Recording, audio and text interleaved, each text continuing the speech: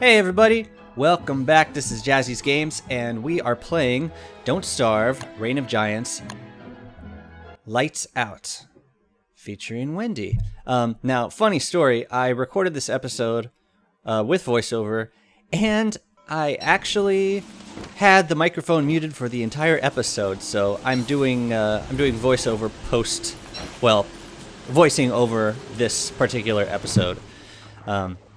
And it's a good opportunity for me to sort of experiment with, different ways of recording these episodes. I am a YouTube noob. I'm a U-noob. I am a noob tube.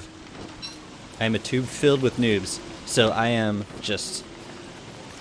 totally open to experimenting with different ways of recording these Let's Plays, and you can let me know which version or which methods of these you like the most. Yeah, and so anyways, that's it for now. Where we left off, pick that burning carrot right out of the ground. I don't know if I mentioned the last episode or if I mentioned it while I was recording this, but in Reign of Giants at least, if you set things on fire, you can still harvest them. So like, even if a berry bush is burning, you can pick a berry off of it, and the animation gives you just enough time to clear the area before you start actually taking damage from the fire. Pretty cool, but obviously ideally I want to pick stuff before setting things on fire, just to keep it simple. This rain has me a little worried because I'm still not sure if we spawned in spring or in the autumn. And a spring start is going to make for some serious difficulty. Like, spring is a pretty challenging season if you're not prepared for it. The constant rain, just like, you can see my sanity is just dropping like a stone, and I'm gonna start getting cold really soon. Some more carrots, eat some more carrots. Yeah, so what I'm trying to do now is just collect enough grass to go back to the science machine and prototype a miner hat and a lantern. And you hear we got some hounds coming. It's a little early, but I think the reason for it is because I just emerged from the cave, and in single player, a hound attack will usually happen automatically. What happens? Oh yeah, Abby just wrecks him. Abby is so good for hounds. I'm very happy to have her. They'll send like one hound maybe 5 minutes after you come above ground. They'll send a hound attack and it'll be like one hound. And I don't even think it interrupts the regular hound cycle. It's just kind of a random one hound attacking you if you spend a certain amount of time underground. So, oh yeah, and then I intercept that turkey right there, and then I realize I don't have any logs to build a campfire and cook that delicious turkey. So I'm going to pick the blue mushroom, and I'm going to attempt to leave it next to the meat. The idea is I go get I go get some logs, and then I'm looking for logs right there. I go get the logs, build a campfire, come back and cook that meat and that mushroom, because I need some sanity. And I'm not sure what happens. Oh, I see what happened. Because I came back later looking for the mushroom and I couldn't find it. I had set it on fire. Well, that solves that mystery. Oh, I think, yeah, I came up here, I just chopped some wood. Yeah, those basic resources, they really come to bite you quickly in Nights Out, because you're spending resources like crazy. You're spending them on torches. You know, that's 2 twigs and 2 saplings or 2 twigs and 2 cut grass every like minute, or as long as you can make a torch last. Which is why I'm just setting stuff on fire like crazy. And then I come back for the meat. Trying to save on torches here. And then I can't find the... Oh, because I'm holding the meat. I think I'm looking for the... yeah, I'm looking for the mushroom, and then I think I just gave up on it. Oh, well. Moving on. So at this point, I think I realized that I have enough... Oh, yeah, I want to harvest some more... I want to harvest some more trees. So I eat my turkey, and I lose the monster meat, and then I just go to work chopping these trees. And that's it. How cool would it be if Abigail helped you chop trees? I mean, I know this is not a ghost, that's not in the ghosty job description, but you know what I'm saying? Because it's going to be a challenge finding ways to harvest trees at night. There will be no befriending pigs because they will fall asleep on you. So I'm trying to remember what I have done in past playthroughs. I think what I ended up doing was just grinding it out and making sure that I had a Catcoon near me.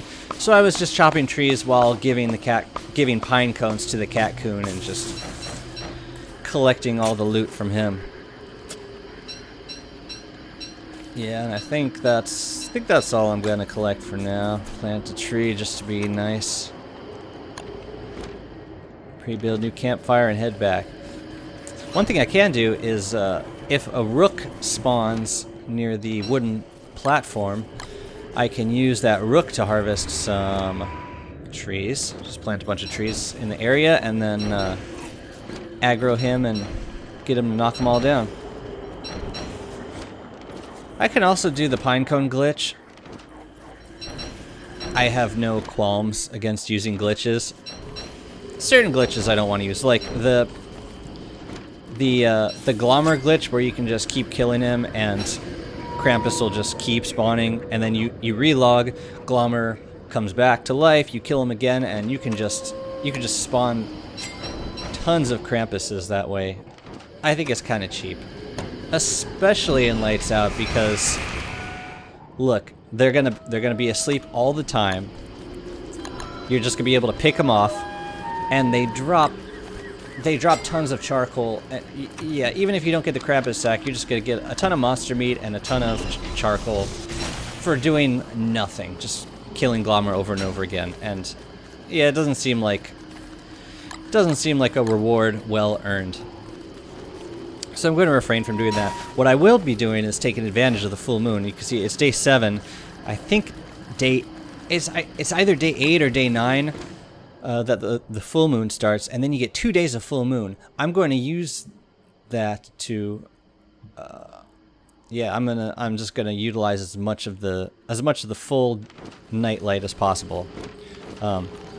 There's also a weird bug in Nights Out where it actually doesn't light up the screen until you relog. So it doesn't happen in this episode, but you'll see in the next one. As soon as we hit that day where there's supposed to be a full moon, I'm gonna relog, and then when I log back on, it'll be bright full moon.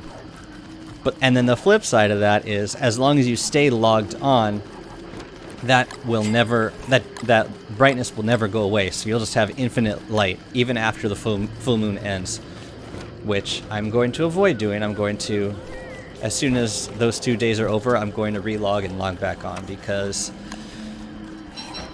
yeah, that's a little too cheaty for my taste. The pinecone glitch, I'm still not decided on. It is very nice to get all that wood all at once. Oh, by the way, the pinecone glitch is... Oh, and so what I'm doing here is... I realized I don't have a whole lot of food, so I'm walking through the swamp trying to collect some... Yeah, Abby's gonna die right there. Just trying to collect some food from the merms, let the tentacles kill some merms, and I harvest their fishy meat. They drop frog's legs and fish. But I don't end up getting one. I don't end up getting a lot of food from this run. But it's still good to map out the swamp. It actually turned out being much smaller than I expected. So it's not, yeah, it's not the best long-term world, I think. I'll probably end up world hopping at some point, but I do want to spend... Oh, you just saw Abby's flower on the map. She dead. Or she... more dead. More dead than a ghost is usually. But I was saying, yeah, the swamp was small, and I didn't find a lot of reeds, which I don't need a lot of reeds in this playthrough, but yeah, it's just kind of a crummy swamp, so I'll probably world hop once I survive a year.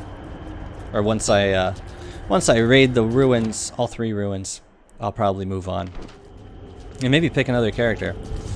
But I do want to get that bird before I world hop. That's the big goal. I want to get that bird. I want to eat those eggs.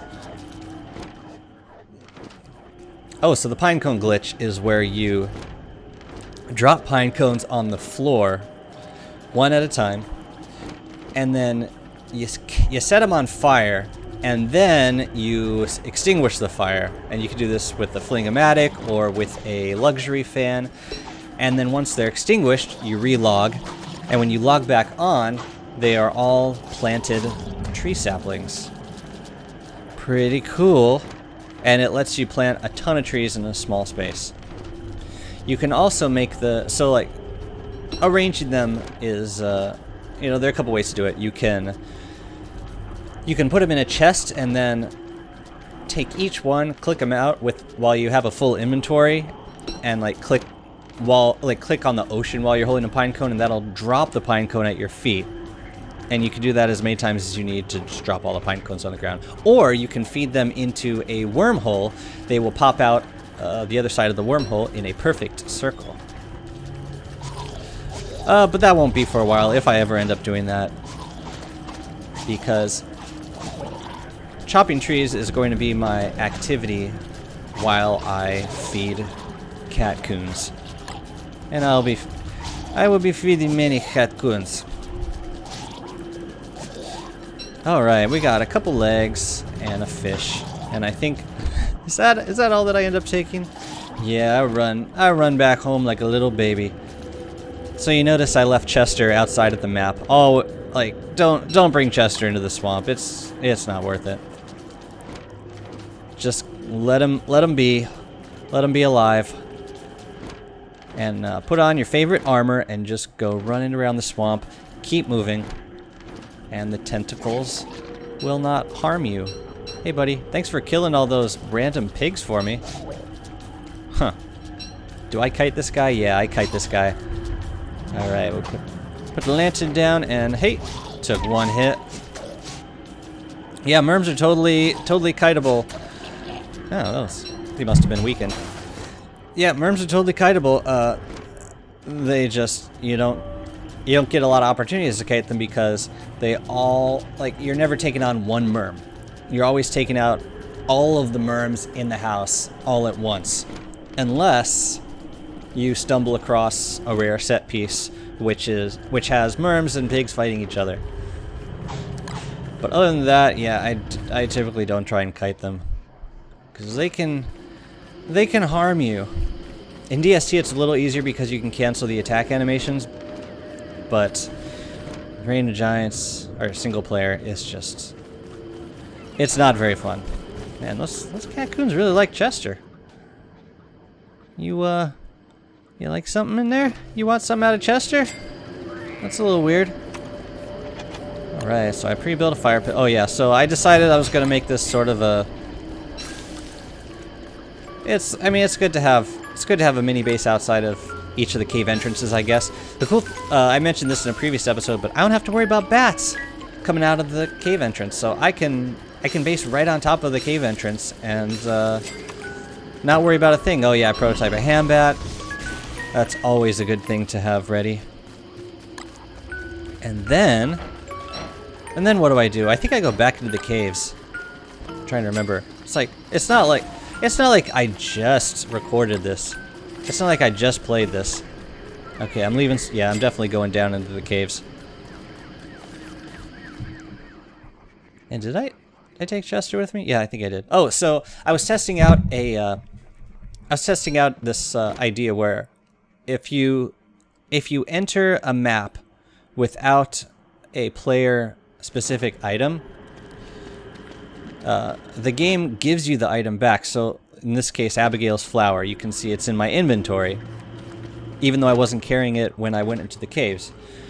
So I wanted to see if I get to keep it when I exit the caves, and that would save me the trouble of going back through the swamp and grabbing the flower from where that tentacle action happened. Anyway, that's the end of this episode. Hope you enjoyed it, and I will see you in the next video. Bye-bye.